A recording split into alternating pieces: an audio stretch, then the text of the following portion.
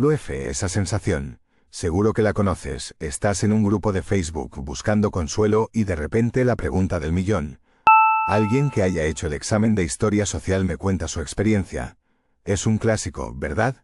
Esa mezcla de ansiedad, cafeína y la sensación de que por mucho que hayas leído hay algo que se te escapa. La historia social no es como otras asignaturas.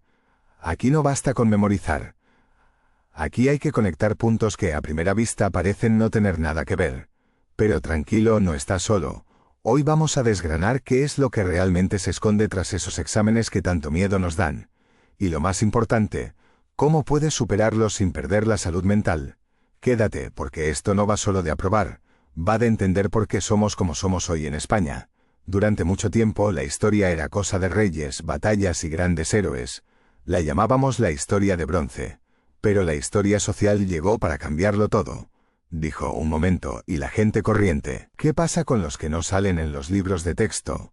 Se trata de mirar la historia desde abajo, de entender cómo vivía una familia obrera en Barcelona en 1900 o cómo cambió la vida de las mujeres en el campo. Es una disciplina que bebe de la sociología y la economía, pero con un toque humano. Eso la hace apasionante, aunque a veces un quebradero de cabeza. Si te preguntan por la Revolución Francesa, no quieren solo la fecha de la toma de la Bastilla. Quieren que expliques cómo cambió la vida de los campesinos, cómo se gestó la nueva mentalidad burguesa, quiénes fueron los protagonistas silenciosos de ese cambio. Este giro vino de la mano de la Escuela de los Anales en Francia. Aquí en España, tardó un poco más en calar por razones obvias, pero cuando llegó lo hizo con fuerza.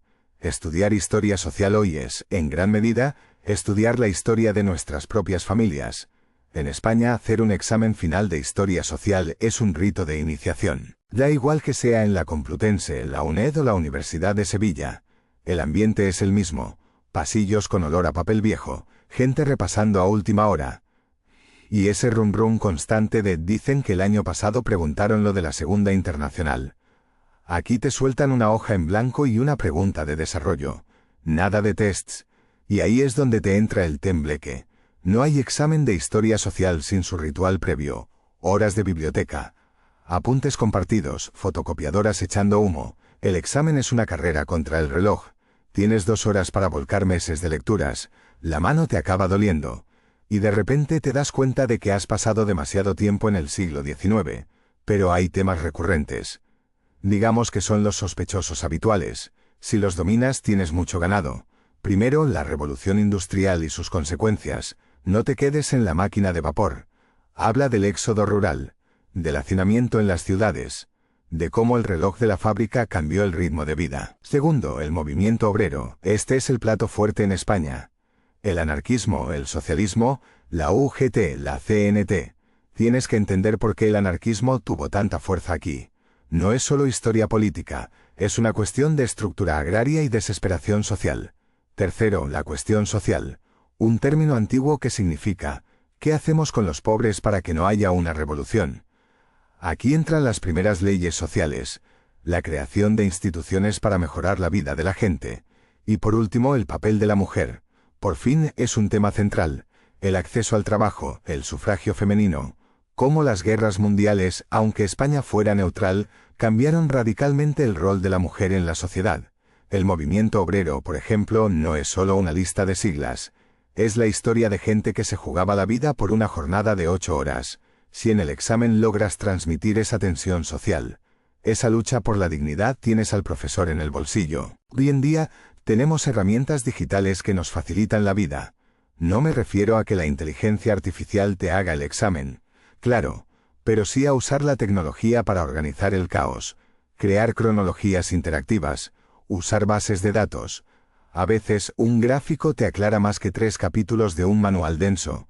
Volviendo a la pregunta de esos estudiantes en Facebook. ¿Por qué lo hacemos? Porque el examen final es un evento social. Necesitamos saber que no somos los únicos que no entienden la diferencia entre el socialismo utópico y el científico a las 3 de la mañana. Compartir el miedo nos hace sentir más seguros. Y es curioso, porque eso es precisamente lo que estudiamos en historia social. Cómo los individuos se agrupan ante las dificultades. Al preguntar en Facebook, ¿estás haciendo historia social en tiempo real? Si me permites un par de consejos de alguien que ha pasado por ahí. No intentes saberlo todo.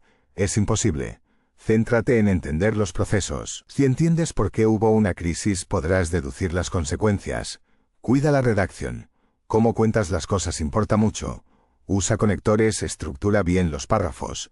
Y por favor, cuida la ortografía. Un historiador que no sabe escribir es como un programador que no cierra un paréntesis. Relaciona con la actualidad. Si puedes meter una pequeña cuña sobre cómo un conflicto del siglo XIX resuena hoy, demostrarás que has comprendido. Lee las fuentes primarias. A veces un manifiesto original te da más claves que 10 páginas de un libro de texto. Te permite escuchar la voz del pasado. Después del examen sentirás un vacío extraño.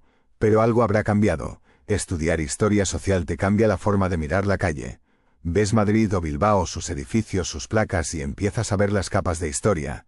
Entiendes por qué un barrio es obrero. Por qué una plaza se llama así. ¿Por qué la gente reacciona como reacciona hoy? Así que si estás dándole vueltas, mi consejo es: vea por todas. No es solo un trámite para un título. Es una oportunidad para entender el ADN de nuestra sociedad. Y si suspendes, no es el fin del mundo. Lo importante es que lo que aprendas se te quede grabado, no para el examen, sino para entender el jaleo en el que vivimos. La historia social es como el código fuente de nuestro país. Puede ser complejo, pero si te tomas el tiempo de leerlo, todo empieza a cobrar sentido. Mucho ánimo con ese final. Y si quieres profundizar más, no dejes de leer el artículo completo en nuestro blog. Y por supuesto, suscríbete al canal para no perderte